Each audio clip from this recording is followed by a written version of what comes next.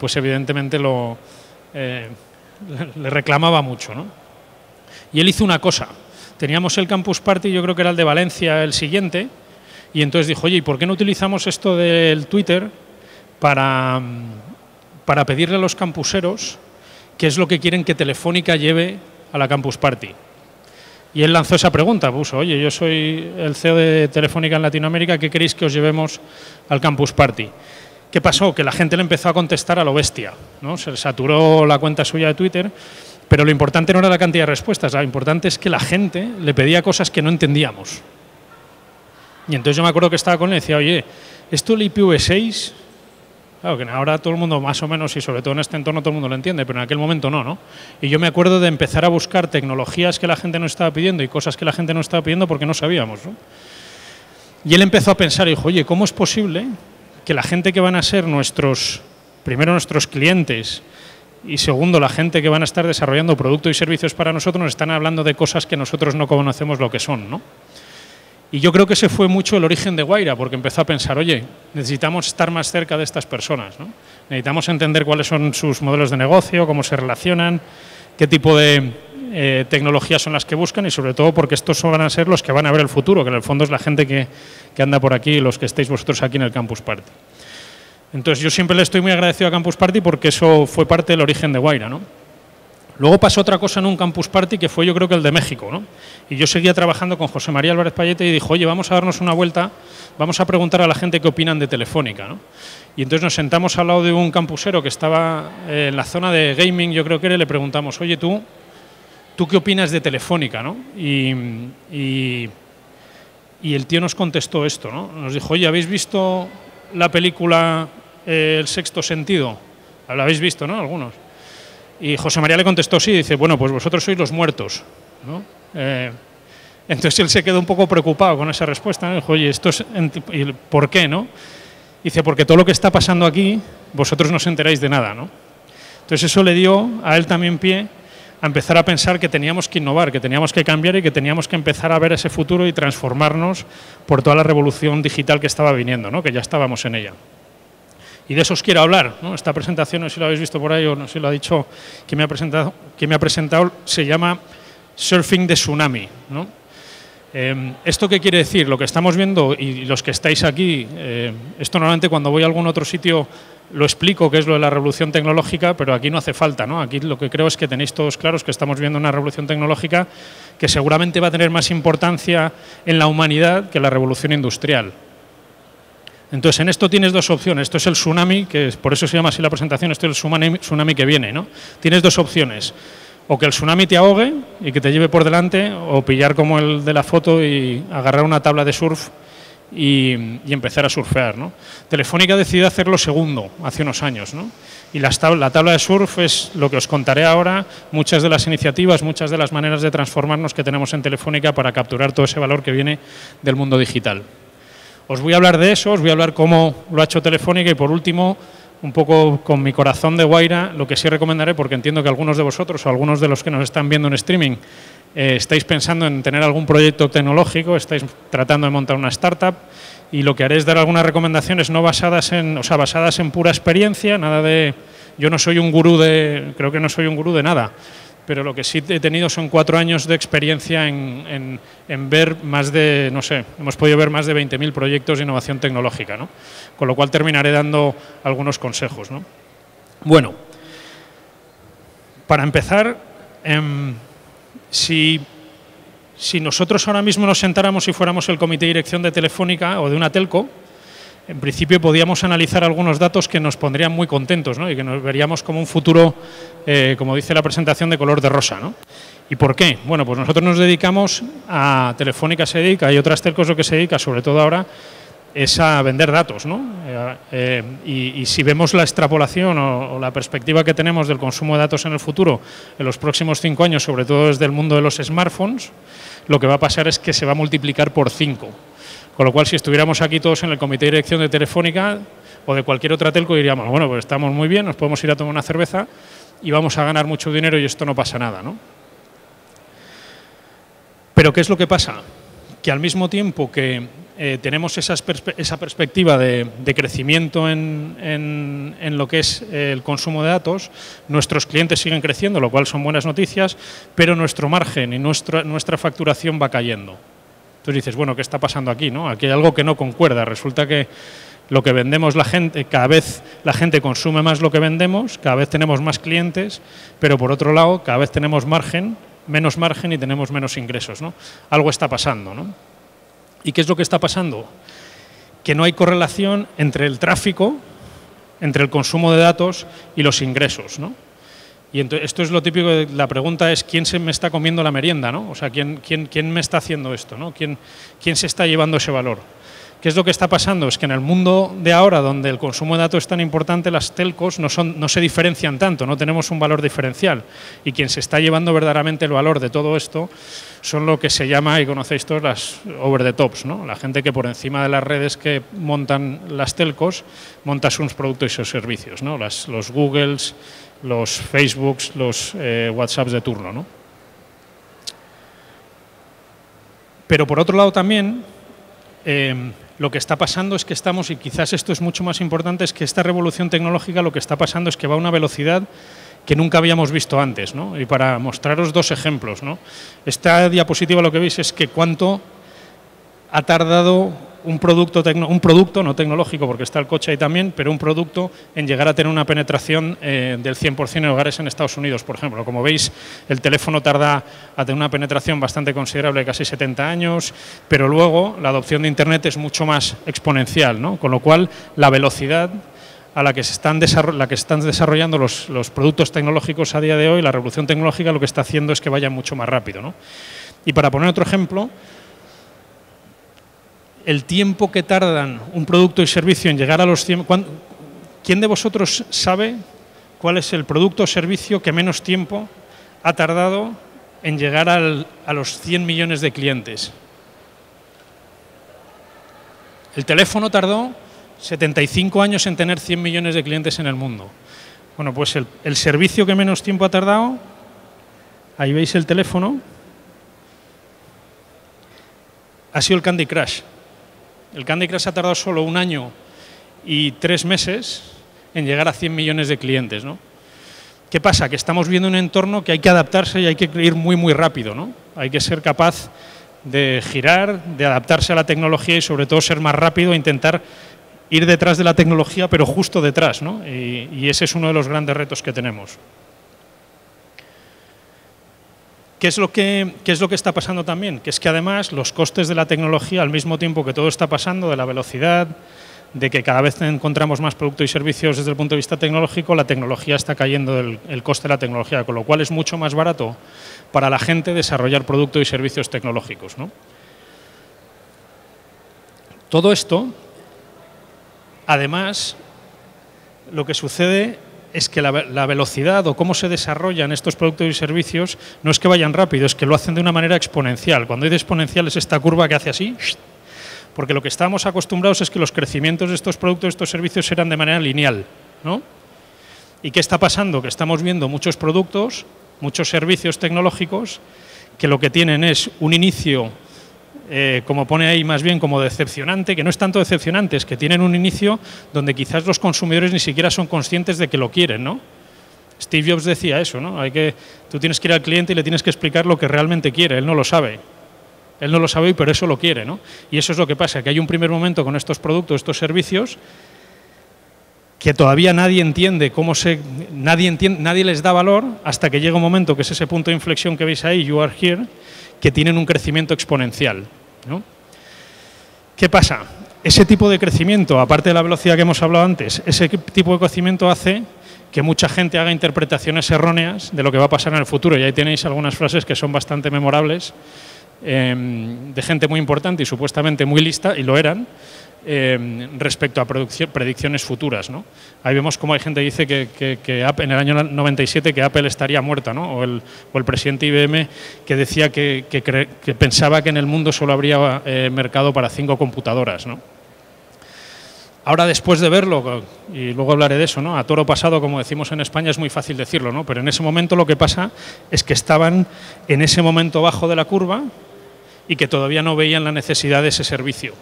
Cuando realmente ese servicio, los consumidores se dieron cuenta que ese servicio tenía valor, el crecimiento es exponencial. Y eso ha pasado a muchísimos productos digitales que estamos hoy utilizando, ¿no? Como puede ser el WhatsApp, el propio iPhone o el iPad, ¿no? Uno de las predicciones más memorables, que yo creo que todo el mundo se acuerda de ella, fue la que hizo Steve Ballmer, el de Microsoft, cuando salió el iPhone, que decía que no pensaba que nunca el iPhone iba a tener una cuota de mercado considerable, ¿no? Si os pongo exactamente dónde estaba respecto a lo que había pasado con el PC, si os acordáis de la gráfica anterior, eso es donde estaba. Los azulitos son los PCs. Él lo dijo en ese momento, dijo nada, no va a haber, el iPhone no va a sustituir al PC nunca. Lo que no se dio cuenta es que sí lo iba a sustituir, que no iba a ser solo un teléfono, ¿no? Que iba a ser algo mucho más grande que eso y que iba a crear lo que son los smartphones hoy, ¿no? A todo esto hay que sumarle que las reglas del juego además han cambiado para nosotros, ¿no? Estas son cosas que están pasando hoy. Uber, Facebook, Alibaba, Airbnb, que son compañías que son digitales, que han nacido hace muy poco tiempo, están cambiando o siendo muy disruptive, que eso, si a alguien se le ocurre alguna palabra en español, porque la seguimos buscando para traducir el disruptive, que lo diga, pero estas compañías están todo lo que eran los negocios tradicionales, ¿no? Lo que están es cambiándolos totalmente, dándoles la vuelta, ¿no? Uber, que como conocéis ya más aquí, como creo que hay algo de polémica con los servicios de Uber aquí en Costa Rica, Uber es la compañía de taxis más grande del mundo y no tiene taxis. Facebook es la compañía de medios, de contenido media sin generación de contenido. Alibaba es el retailer más grande del mundo y no tiene inventario. Y Airbnb es el proveedor de housing, de acomodación más grande del mundo y no tiene no tiene habitaciones, ¿no? Con lo cual esto era algo que hace 10 años nadie lo podía pensar, ¿no? Pero no solo esto aplicado a lo que nos pasa a nosotros y traído a lo que nos pasa en Telefónica, podemos ver algún ejemplo como es este, que es bastante descriptivo de lo que nos pasa. Vivo, no sé si conocéis Vivo, Vivo es la compañía de Telefónica integrada en Brasil, ¿vale? Es una compañía enorme que está en bolsa, con lo cual su valor de mercado es fácil, porque vas a bolsa y lo ves, son 23.000 millones de dólares. Por otro lado, WhatsApp, eso es la compra que hizo Facebook, que son 21.800 millones de dólares, eran 19.000 en ese momento, 19 millones de euros. 95 millones de clientes tiene Vivo, 550.000 tiene WhatsApp. Ingresos, que esta es buena, Vivo tiene 12.000 millones de euros de ingresos. WhatsApp cero pelotero, no tiene ingresos a día de hoy. CAPEX, es decir, la inversión, ¿cuánto invierte? Vivo invierte 2.000 millones de euros, básicamente en red, eso es importante porque luego todos los demás se montan en esa red para proveer ese servicio, y el CAPEX de WhatsApp es prácticamente insignificante. Y por último, empleados, tiene 20.000 empleados Vivo, casi 21.000, y WhatsApp tiene 53, ¿no? ¿Qué está pasando? Que es que las reglas han cambiado. Yo me acuerdo cuando yo de origen, aunque no lo decía mucho, cuando trabajaba en Guaira, de origen soy abogado. Y como a los emprendedores no les gusta esto de los abogados, pues yo lo decía poco, pero luego me reconvertí, yo hice un MBA, ¿no? Hice un MBA antes de que esto pasaba. Yo recuerdo que a mí el profesor lo que me decía, no, es que las compañías, la mejor valoración para las compañías y la más fiable es el descuento de flujos de caja. Y claro, yo ahora veo esto y digo, joder, me dan ganas de volver al profesor de la Escuela de Negocios donde estuve y preguntarle por cómo analiza esto, ¿no? No estoy diciendo que sea malo o bueno, sino que estoy diciendo que es que están cambiando las reglas, ¿no? Y hay que adaptarse. Y este es el mayor mensaje. Todo va a ser disrupted. Vuelvo a decir, si alguien se acuerda de una palabra para traducir el disrupt al español, pero es difícil porque no la hemos encontrado todavía, ¿no? Sin que sea una mala palabra, ¿no? Todo va a cambiar. Muchas veces cuando estábamos con Guaira y hablábamos con gente de industrias diferentes, con sectores muy diferentes, había algunos que decían, no, esto a mí no me va a tocar, ¿no? A mí el tsunami tecnológico no me va a llegar. Mucha gente, yo que sé, que estaba en sectores más tradicionales como podía ser la agricultura, la ganadería, que hablábamos con ellos y les decíamos, te tienes que adaptar a la tecnología. Muchos nos decían, no pasa nada, yo nunca me va a llevar esos cambios tecnológicos. Mentira. Te van a llegar, a todo el mundo le va a llegar. Y el que no sea capaz de adaptarse a esos cambios tecnológicos, lo que le va a pasar es que su competidor lo hará, perderá cancha y desaparecerá. Con lo cual, todo el mundo, si piensas que estás en una industria que está segura respecto a los cambios tecnológicos exponenciales que explicaba antes, te equivocas. Seguramente va a pasar y lo que tienes que estar es preparado. ¿Qué es lo que hacemos en Telefónica con todo este lío que tenemos, ¿no? Porque esto asusta, ¿no? Dices, joder, ¿cómo lo hacemos, no? Esto es un poco como vemos qué le pasa a empresas como Telefónica, ¿no? Que son enormes barcos con una capacidad y una potencia brutal, ¿no? Que tienen una potencia que cuando se enfocan y van para adelante es muy difícil pararlos, ¿no? Como el que está de la foto. El problema es que nuestros competidores o los nuevos agentes, digamos, tecnológicos, como hemos visto antes, Uber, WhatsApp, con 53 empleados, en ese barco están ahí, todos esos contenedores son los empleados, los activos, la red, los procesos, los 100.000 comités, los consejos de administración de todas las empresas. Eso está ahí representado en todos esos containers. Por otro lado, lo que tendríamos que ver al lado, iría una lanchita pequeñita, que sería WhatsApp, con 3 personas, que no tienen esta potencia, pero que en el momento que tienen que virar, lo que haría es uno diría, oye, hay que virar porque tenemos que pivotar porque nos viene un iceberg y lo tenemos delante, y lo que harían es directamente darle al timón y moverse, ¿no? Bueno, para que este buque cambie, tienen que pasar, o gire, tienen que pasar muchas cosas. Tiene que estar el vigía arriba y decir, oye, que viene un iceberg, decírselo hablárselo al que está abajo, abajo al capitán, el capitán a la sala de máquinas, eso tarda tiempo. Y una vez que deciden que hay que girar, el giro tarda mucho más, ¿no? Con lo cual tenemos una inercia que es complicado cambiar, ¿no? Las buenas noticias es que llevamos mucho tiempo trabajando en esto y cada vez somos más flexibles, más hábiles y cada vez entendemos mejor este tsunami tecnológico que estamos viviendo. Aparte del problema de la inercia, lo que nos pasa muchas veces a las empresas grandes es que ni siquiera cuando vemos las oportunidades somos capaces de identificarlas, ¿no? Y esto es lo que pasa. ¿Por qué? Porque todo lo que hay alrededor de nuestra empresa muchas veces nos pone, no sé si habéis visto como los caballos que nos ponen los ojos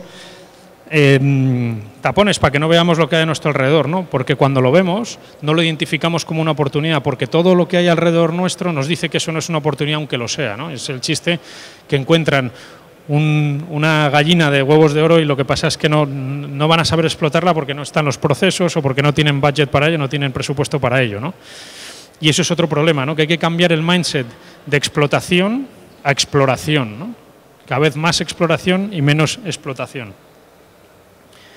Bueno, ¿qué estamos haciendo en Telefónica, ¿no? El llamado walk the talk.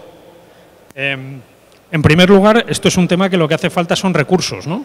Hace falta dinero. Y bueno, esas son las buenas noticias, ¿no? Y esto son de las buenas cosas que tienen las empresas tan grandes como Telefónica, que tiene recursos y tiene capacidad y tiene músculo, ¿no? Telefónica es una de las empresas que más invierte. En Europa somos la primera empresa que invierte en I+D. El año pasado creo que fueron 1.110 millones de euros que invertimos en I+D. Con lo cual eso lo tenemos, ¿no? Y eso está muy bien, ¿no? Pero con eso no vas... Necesitas mucho más que eso, ¿no? No solo necesitas dinero, sino que necesitas muchas más cosas.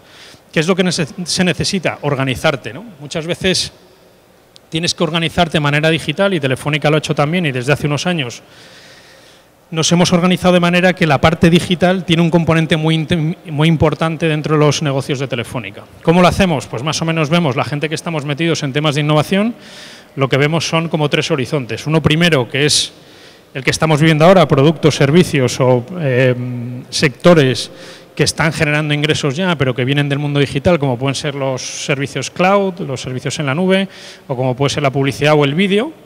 En un segundo lugar, son cosas que estamos trabajando en ellas que pensamos que pueden generar negocio dentro de 2 o 3 años, como pueden ser los servicios financieros o la parte de e-health, que todo el mundo habla de ella ahora. Y ya hay una tercera parte, que son los negocios que realmente pensamos que pueden ser disruptive para la industria, ¿no? Cosas que tengan un efecto enorme, que puedan llegar a alcanzar a más de 1 billón de personas y que generen unos ingresos considerables, ¿no? Y que supongan además un breakthrough tecnológico muy grande, ¿no? Así nos hemos organizado en Telefónica desde la parte de I+D, ¿no? Pero además, las opciones para hacerlo, ¿cómo hacemos esto desde el punto de vista no solo de organización interna, sino cómo nos relacionamos con los demás? Internamente tenemos departamentos de I+D muy potentes, que lo que hacen es básicamente investigar nuevos productos y servicios digitales para vender a nuestros clientes en el futuro, Pero luego lo que hacemos también es que nos hemos abierto desde hace muchos años, ¿no? Nos hemos abierto al exterior y no solo desde el punto de vista de compra de empresas o alianzas con otras empresas, sino que además hemos creado programas de innovación abierta, ¿no? Programas de innovación abierta, que es donde está Wayra, es decir, lo que hacíamos era invertir en startups, confiando en que esos startups, primero, pudiéramos ayudarles y que generar más valor en esas startups, pero sobre todo que esas startups también nos ayudaran a nosotros a diseñar, a desarrollar y a entender los productos y servicios del futuro, ¿no? ¿Dónde se ha agrupado toda esa innovación abierta, ¿no? Que es la parte donde pone Open Innovation, que para hablar aquí en el Campus Party yo creo que es la más importante. Se ha agrupado en un programa que se llama Telefónica Open Future, que además Costa Rica es uno de los países donde está Telefónica Open Future. Esta mañana hemos estado, Jorge y yo, ahí viéndolo en Create, se llama, ¿no? Createc, en Createc, donde hay un espacio de crowdworking, que hay 8 proyectos que han sido seleccionados para trabajar ahí, para recibir servicios de aceleración, es decir, ayudarles a crear su proyecto, ¿no? Las buenas noticias es que ahora mismo hay bastante ayuda, y hablaré bastante de ello después, ¿no? Hay bastante ayuda para que tu proyecto pueda tener éxito en el futuro. ¿Por qué esto surge? ¿No? Hombre, surge por varios motivos, pero uno de ellos es que cuando llevamos un tiempo hablando de Wayra y empezamos a ver cuáles eran los problemas de los emprendedores, nos dimos cuenta que en Wayra ayudábamos a un... Perdón. Atrás.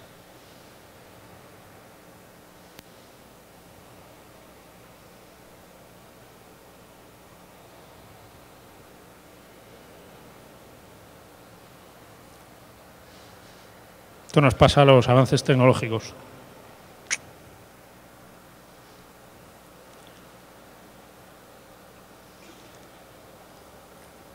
Bueno, cuando estábamos en Wayra nos dimos cuenta que lo que hacíamos era ayudar a la gente que tenía una startup, pero lo ayudábamos en un momento muy puntual de la vida del startup, ¿no?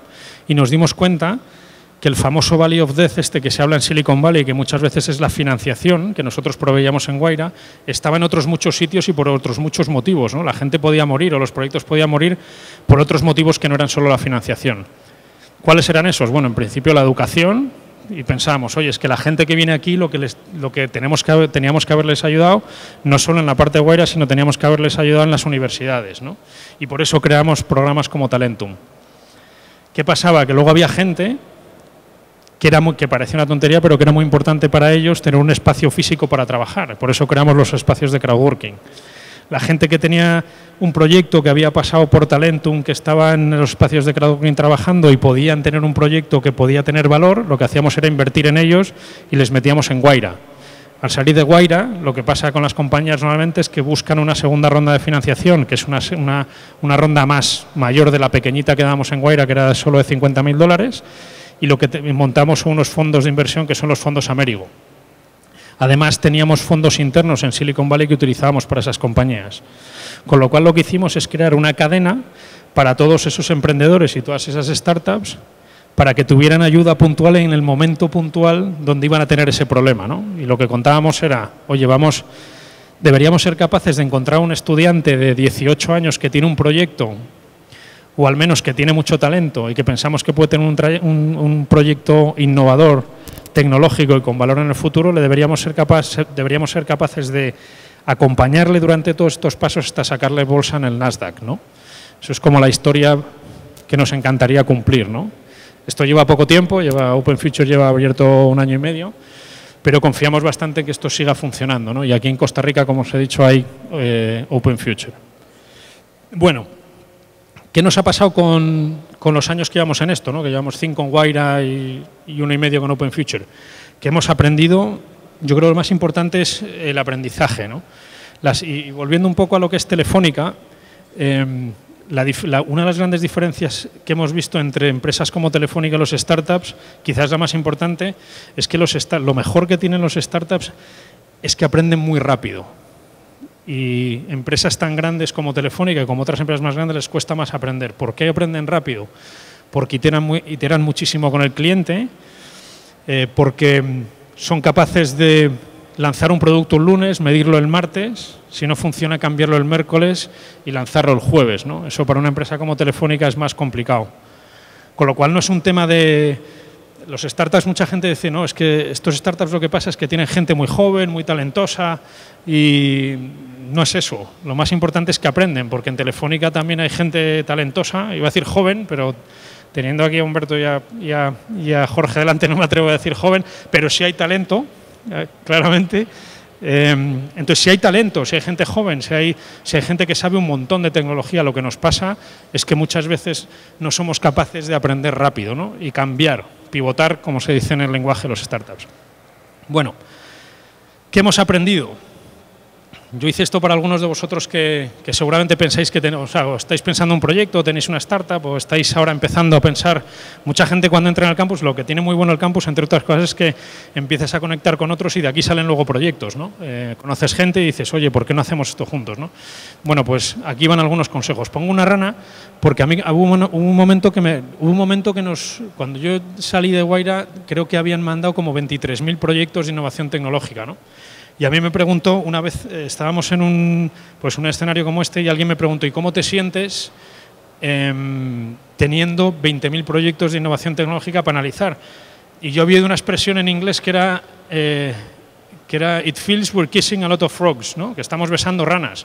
Lo que estamos haciendo era besar ranas para encontrar príncipes, pero besábamos 20.000 ranas y si teníamos suerte pues encontrábamos al príncipe, ¿no? Y eso es lo que hacíamos, ¿no? Por eso la rana ahí. ¿Cuáles son las lecciones? Yo he puesto 10, podía haber 20, 30, ¿no? Pero hay cosas que yo creo que son importantes, sobre todo para todos aquellos que estéis pensando en montar algún negocio digital, ¿no? Lo primero, nada es fácil, ¿no? Y esto es importante y lo comentaré un poquito más tarde también. Nada es tan fácil como parece. Yo creo que y lo hemos estado hablando estos días aquí, yo creo que en todo este mundo de los nuevos servicios digitales o en esta revolución tecnológica que estamos viviendo ha habido un poco de irresponsabilidad de mucha gente, ¿no? Incluida nosotros. ¿Por qué? Porque hemos enseñado las cosas que han ido fenomenal y que parece que han sido fáciles, ¿no? Y eso es un peligro porque la gente se lo cree. Y entonces la gente piensa que esto de montar una startup y ser emprendedor tecnológico es muy fácil porque has visto a... Yo recuerdo que llevamos a un evento de Guaira, llevamos a Dennis Crowley, que es el fundador de Foursquare. Y él se sentó y estaba yo entrevistándole y él contaba la historia de Foursquare como si como si se estuviera fumando un cigarro y que aquello había sido muy fácil y entonces a la gente le pareció impresionante, ¿no? Luego hablé con él y realmente te cuenta la historia y el tío las debió pasar fatal hasta que llegó, ¿no? Lo que pasa es que lo que sale a los medios es que hay empresas como WhatsApp que en muy poquito tiempo valen 19.000 millones de euros y esas historias de éxito lo que pasa es que impregnan a la gente, ¿no? Eso está muy bien porque genera que gente se ponga a trabajar en proyectos y que ponga a disposición su talento y su tiempo para crear cosas nuevas, que es espectacular, pero hay que tener cuidado porque no todo es tan fácil, no hay nada que supla el trabajo, ¿no? Yo tenía un profesor en el colegio que decía, nunca he tenido tanta suerte como cuando trabajaba 24 horas al día. Tenía algo de razón, ¿no? O sea, esto de la suerte hay, pero la suple el trabajo, ¿no? Más cosas. Esta es una expresión que es muy española, que no sé si aquí la decís en Costa Rica, que a toro pasado, ¿no? Que cuando pasa el toro, lo que pasa es que esta es la traducción que hemos hecho que luego nadie la entiende, ¿no? Pero bueno, a toro pasado todo parece fácil, ¿no? Que es un poco lo que estaba hablando antes, ¿no? Yo he puesto estas diapositivas porque yo alguna vez he oído eso. Una vez estuve con uno que había conocido a Facebook antes de su primera ronda de financiación y fue uno de los que apostó.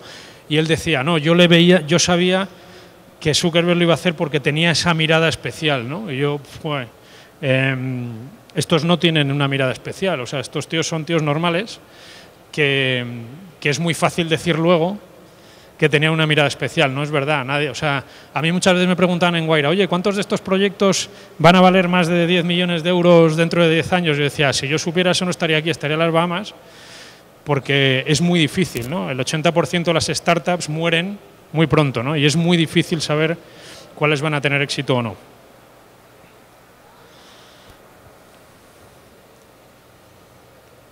Esto es importante. Siempre hay que tener un plan, hay que tener un camino, te lo haces desde el principio, Cuando digo plan, no digo business plan. Nosotros en Wayra, cuando venía la gente con un business plan y un Excel lleno de cosas, normalmente les echábamos, ¿no? Porque siempre decíamos, hombre, para que traigas algo que no nos lo vamos a creer, no te lo crees tú, no me lo creo yo y no se va a cumplir, pues casi mejor quita los números y convéncenos que tienes una oportunidad de negocio que con 4 números lo podemos ver en este momento del desarrollo de tu startup, ¿no? Tienes que tener un plan, pero probablemente el plan nunca se va a cumplir. Lo que tienes que tener es capacidad de reacción, capacidad de adaptación y en el lenguaje de los startups capacidad de pivotar, ¿no? Y sobre todo una de las expresiones que se dice mucho en Estados Unidos es fail fast y fail cheap, ¿no? O sea, si cuanto más rápido falles y cuanto más rápido no tengas éxito, mejor, porque será así más barato y te costará menos dinero, ¿no? Más cosas. Los equipos, ¿no? Esto es algo que todo el mundo habla de los equipos, de lo importante que son los equipos, es verdad. Yo recuerdo que montamos unos criterios cuando empezamos en Wayra para ver si los equipos pensábamos que los equipos estaban bien constituidos, ¿no? Y teníamos un montón de teoría y tal. Yo creo que los equipos cuando les ves se huelen, ¿no? Pero, por ejemplo, es mucho más importante tener un equipo. Si alguien te viene con 3 personas en el equipo y te dicen que se conocen desde la universidad o que han trabajado durante 7 años juntos, eso es una buena señal, ¿eh? Si son gente que se acaba de encontrar y que no han trabajado antes juntos, mala señal. La otra cara de la moneda es que muchas veces vienen fundadores, y esto para los que estéis pensando fundar empresas es importante. Muchas veces vienen los fundadores y imagínate que son 3 y preguntamos, oye, ¿quién es el CEO de esto, no? ¿Quién es el jefe de esto? Dice, no, ninguno, porque nos conocemos mucho y somos amigos. Bueno, eso es sinónimo de que eso va a fallar dentro de nada, ¿no? Lo que quiero decir es que tenéis que tener las cosas claras y dejar las cosas claras desde el primer momento, ¿no? Muchas veces lo que nos pasaba es que de 3 personas que estaban en el startup, a lo mejor una estaba full time y las otras estaban a medio tiempo, ¿no? Y preguntabas, oye, ¿cuánto de capital tenéis? No, tenemos los 3 lo mismo, ¿no? Error craso, porque va a llegar un momento que el que trabaja full time se va a quejar a los otros 2. Son cosas que hay que arreglar desde el principio, ¿no? Alguien decía que hay 2 tipos de socios, los que se han peleado y los que se van a pelear, pero no hay otros, ¿no? Entonces, para cuando llegue esa pelea, que lo tengáis todo bien negro sobre el blanco, es muy útil, ¿no?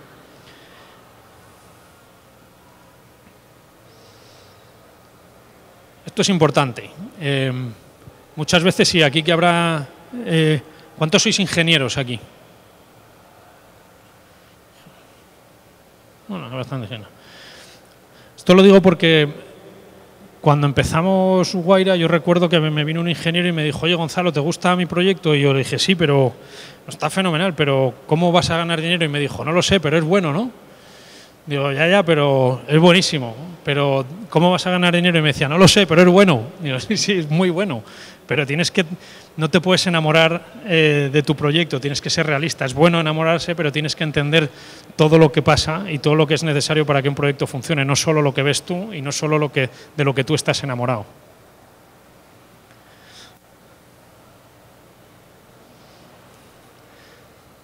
No... Esto lo digo porque la tecnología a veces, por lo que hemos visto antes, la rapidez, los costes que han bajado tanto, la gente se centra en la tecnología, ¿no? Y piensa que con una buena tecnología, es un poco en relación al puntero, con una buena tecnología todo lo tienes hecho, es mentira, ¿no? Yo creo que por mucha tecnología que tengas, si no tienes ese engagement con el cliente, la tecnología da igual, ¿no? Al final quien te tiene que comprar son los clientes, si no tienes clientes, se acabó, ¿no? Leí una vez que creo que cuando estaban diseñando no el iPad, el iPod, ¿os acordáis del iPod? A lo mejor algunos no lo habéis visto. ¿Os acordáis del primer iPod cómo era? El blanco. Pues parece ser que Steve Jobs dijo, yo quiero que el diseño de este iPod haga que cuando la gente lo tenga en sus manos lo quiera chupar. Y por eso salió así. Que bueno, luego dijeron que lo habían diseñado en una pastilla de jabón, ¿no? Pero eso pasa, ¿no? No te tienes que olvidar sobre todo los sentimientos y lo que piensa tu consumidor, ¿no? Por mucha tecnología que tengas detrás.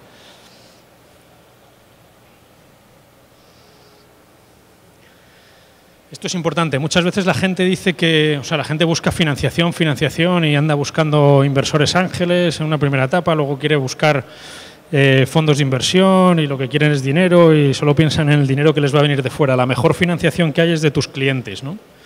Hay un profesor en España que que tiene mucha experiencia en esto, que siempre dice, cuando a mí me definen el mercado que tiene una startup y cuando le hacen el pitch, ¿no? Cuando la startup llega y le quiere pedir dinero, porque él es un inversor ángel también, dice, la mejor definición de mercado para mí son 10 facturas pagadas por sus clientes, ¿no? Esa es la definición de mercado. Dice, cuando alguien me viene y me dice que su mercado son jóvenes de 25 años con ojos azules y tal, eso no es, sí, es un mercado, pero no me sirve. A mí lo que me sirve son 10 facturas de un cliente que te haya pagado, ¿no?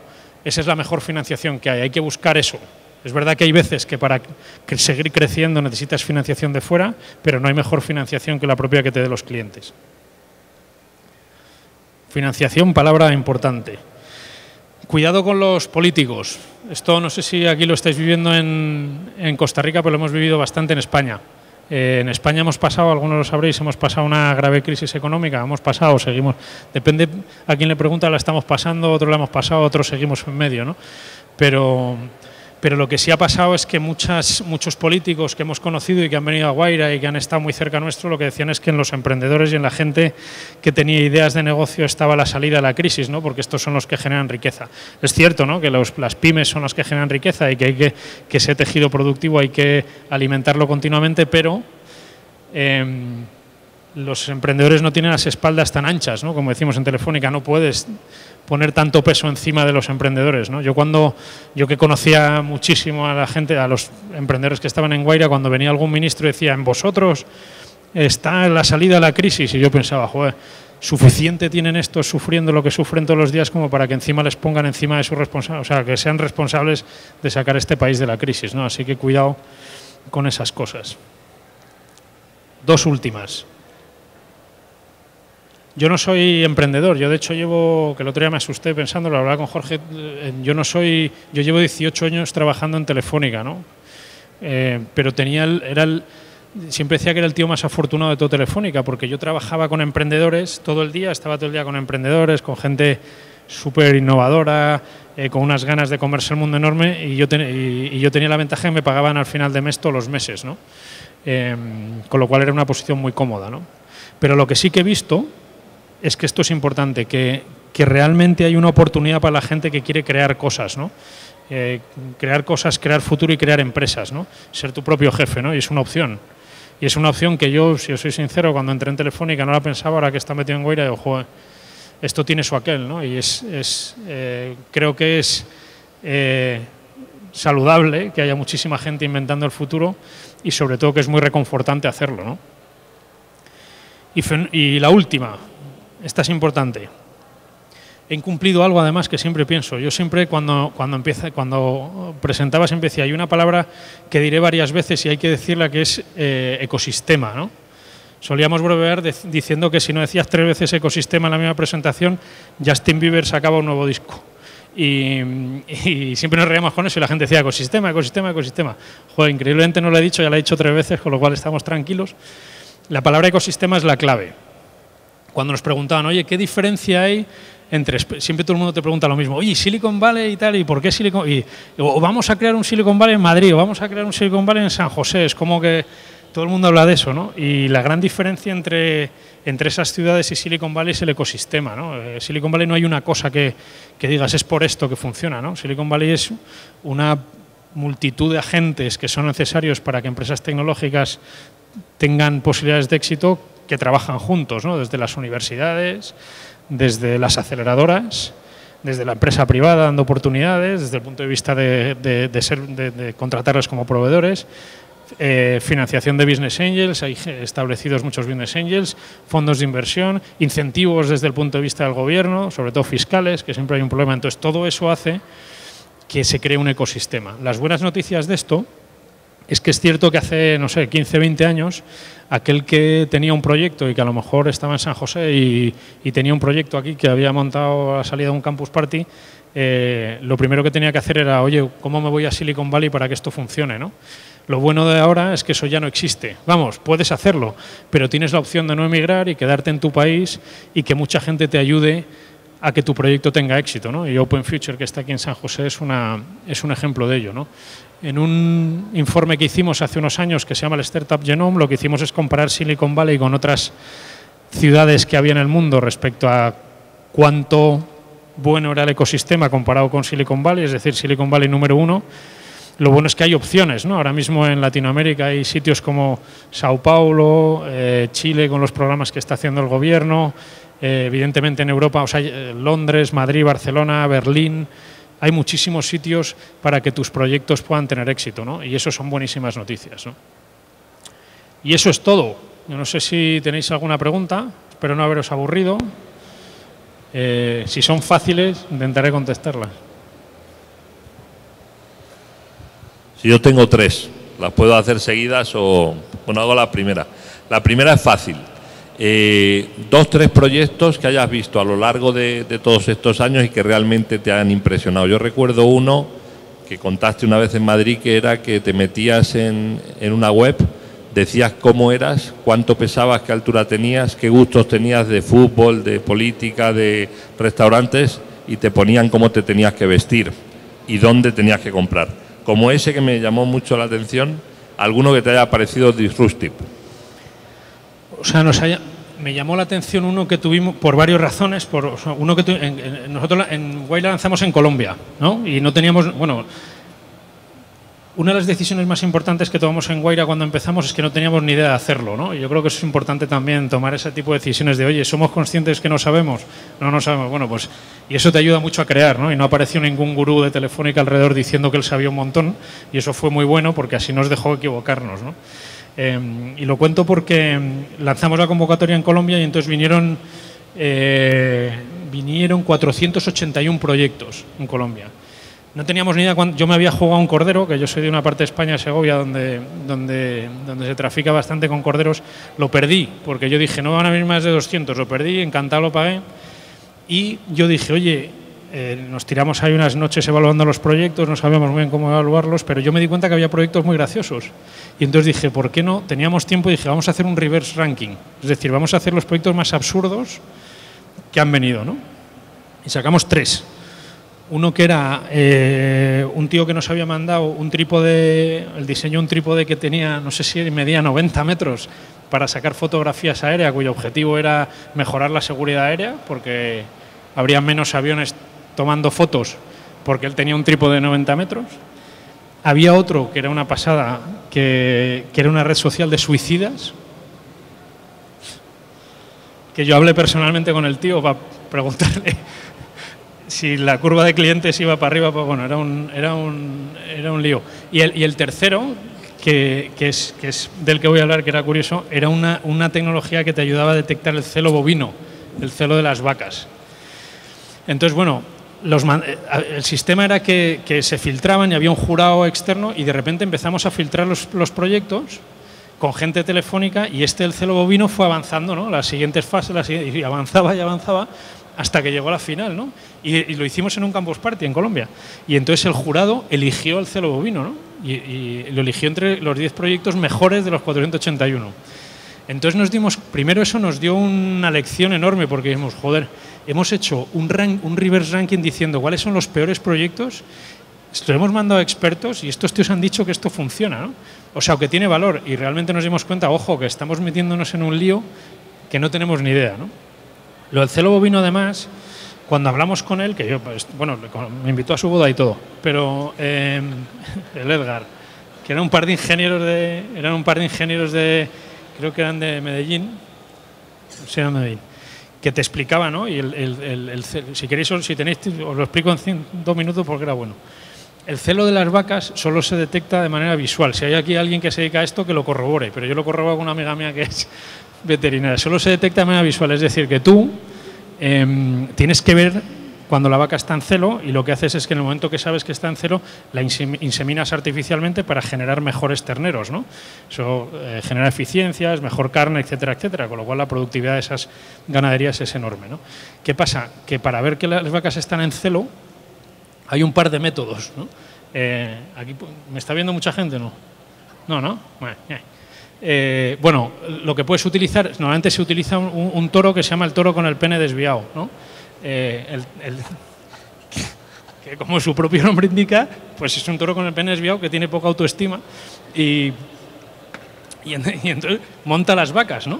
Entonces, si la vaca es tan simple como que si la vaca se queda parada, o sea, se queda quieta, es que está en celo, ¿vale?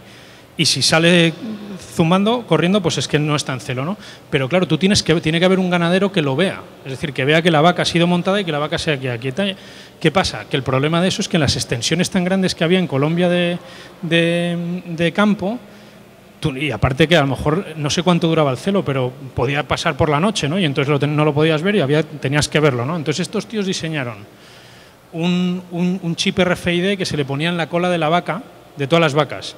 Y el toro llevaba un arnés que les ayudamos nosotros además a fabricar con unos contactos en China, con una especie de petaca negra que llevaba, que cuando se montaba el toro y pasaban varios segundos, al hacer contacto del chip RFID con el transmisor que tenía, le mandaba un SMS al ganadero diciendo: Margarita está en celo, geolocalizada en tal sitio, ¿no? Entonces el tío iba y la inseminaba, ¿no? Entonces cuando nos contaron eso dijimos, joder, es que tiene todo el sentido del mundo, ¿no? Entonces ese proyecto, y bueno, ese proyecto sigue funcionando, si lo veis, si os metéis en la web, se llama Celotor, así hago propaganda, y es muy bueno, ¿no? Y nos enseñó muchas cosas ese proyecto. Luego otro proyecto que nos sorprendió mucho por lo disruptivo que era, que están ahí peleando, es en Alemania abrimos Wayra en Múnich y teníamos un proyecto, unos ingenieros que habían diseñado un boli que cuando cometías una falta de ortografía vibraba. A mí se me encantaba, ¿no? Me parecía alucinante, ¿no? Que pasara.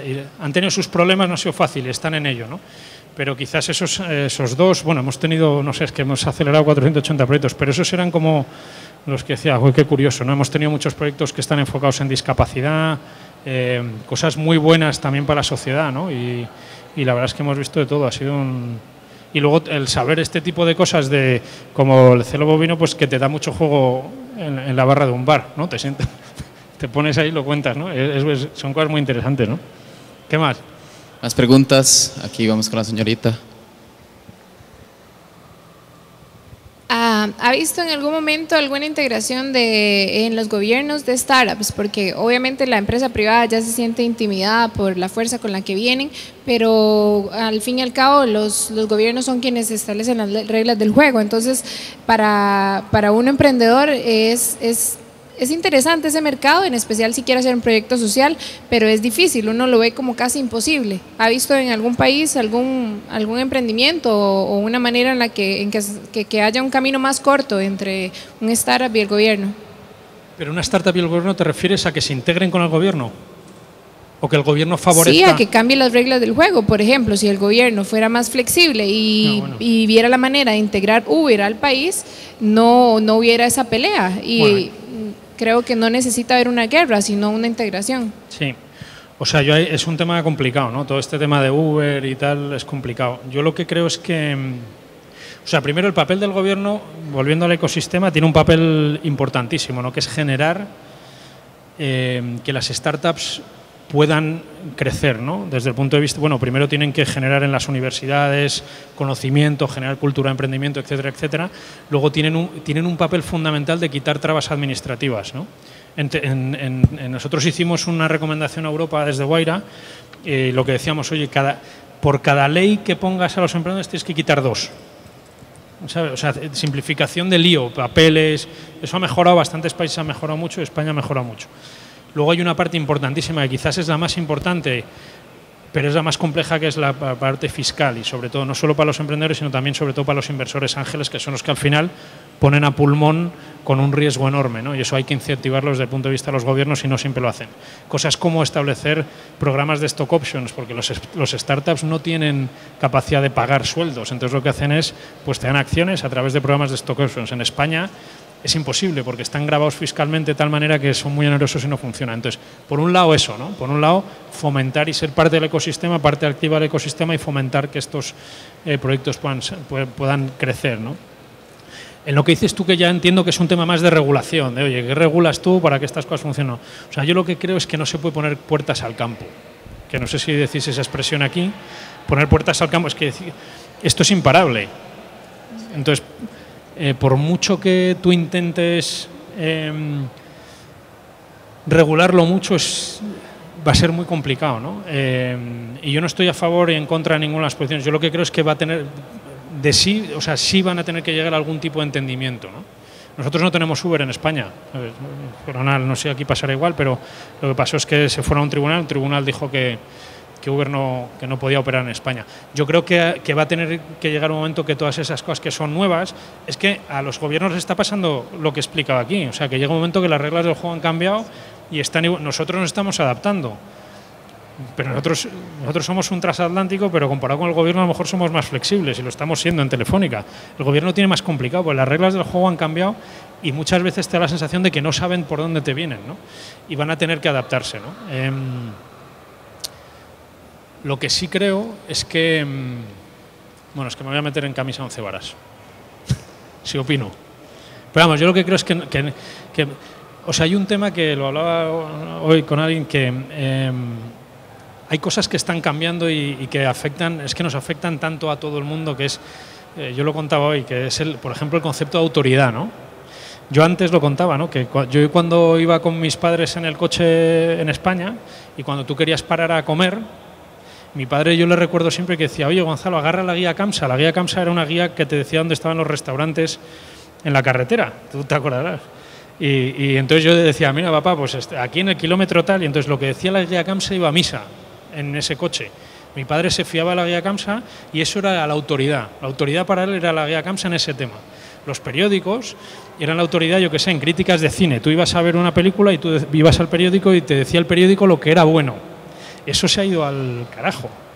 ¿Por qué? Porque ahora hay tanto crowd todo que tú te fías más de la gente, incluso muchos que no conoces, ¿no? Pero la unión de todas esas personas y todas esas opiniones hacen que tú te fíes de ellas. Entonces, el concepto de autoridad no autoridad gubernamental, pero el concepto de autoridad, sobre todo desde el punto de vista de legitimación de opinión, ha cambiado tanto que es complicado, ¿no? Y entonces a todo eso hay que adaptarse y es dificilísimo, ¿no? Pero bueno, no te he contestado, pero he soltado un... He soltado un speech buenísimo, no te he contestado. Tenemos espacio para un par de preguntas más. Por aquí el señor.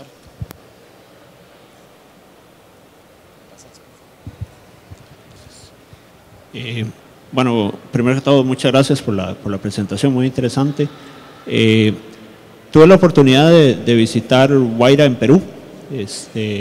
Me pareció muy interesante cómo trabajaban todos ahí localmente en el desarrollo. Nos contaron mucho como de la historia y todo. Lo que quería entender es un poco los planes dentro de todo ese digamos, apoyo a los emprendedores.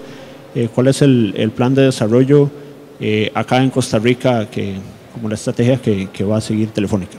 Gracias. Bueno, yo ahí yo no soy el responsable de eso, del programa Open Future, pero lo que sí te digo es, o sea, esta mañana hemos estado viendo los proyectos, ¿no? Y, joder, son proyectos muy buenos, ¿no? Y yo creo que eso va a hacer, no sé si me voy a meter en camisa 11 varas, pero eso va a hacer que el que haya proyectos tan buenos y que bueno, muchos están en modo casi comercial. Son proyectos que no están en una fase muy... O sea, no están en un PowerPoint, están gente que está empezando a hacer pilotos y algunos están pensando hacer pilotos ya facturando, ¿no? Entonces yo creo que si esos startups tienen éxito, se va a ir rellenando la cadena. Porque aquí hay una parte de la cadena, ¿no? Pero cuanto más valiosos sean esos proyectos, más apoyo se le irá dando y entonces yo creo que irás acompañando. ¿Qué pasa? Que también la globalidad de todo esto, o sea, aquí nosotros, y pasaba mucho en Guaira, y era bastante, además verlo era increíble, ¿no? Nosotros mandábamos proyectos de un país a otro. Decíamos, oye, y era buenísimo, ¿por qué? Porque, por ejemplo, había un startup en Brasil que quería lanzar en Londres. Le mandábamos para Londres, pero es que cuando llegaba a Londres no estaba lleno de brasileños, estaba lleno de gente de Londres que sabían del mercado del Reino Unido, de los proveedores que tenían que encontrar, de los business angels, y te metías dentro del ecosistema y además físicamente los espacios eran igual, con lo cual parecía que no te habías movido de casa y resulta que estabas en un ecosistema totalmente nuevo que estaba a tu disposición, ¿no? Lo digo porque nada impide, o sea, los proyectos que están hoy en el crowdworking aquí de Open Future son parte de todo. Es decir, estos pueden irse a a Londres o a Sao Paulo o a Santiago de Chile o a México DF a seguir desarrollando sus productos. Aunque yo creo que cuanto más valor tengan los proyectos, más... Esto es otra vez crear ecosistema, ¿no? Y no hay nada mejor para crear ecosistema que salgan proyectos interesantes. Yo no sé si aquí lo hacéis, hay unas cosas que yo creo que es importante que festejéis en los países. Una cosa muy importante es festejar los éxitos, ¿no? En eso en España somos bastante malos, somos bastante cenizos, que decimos, no nos cuesta festejar, ¿no? Pero hay que tener role models para que la gente vea que son cosas que pueden tener éxito, porque al final es un efecto llamada, ¿no? Y yo creo que aquí puede pasar también eso, ¿no? Una pregunta más.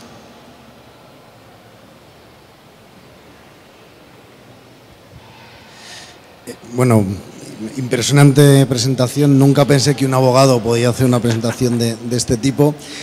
A veces siempre cuando hablamos de innovación pensamos siempre en Estados Unidos, luego se habla de la India, que produce más ingenieros que Estados Unidos, pero luego resulta que si miramos empresas tecnológicas, una gran mayoría o un peso muy importante de ellas vienen de Israel, de un país que apenas tiene más de 8 millones de habitantes, y lo que me gustaría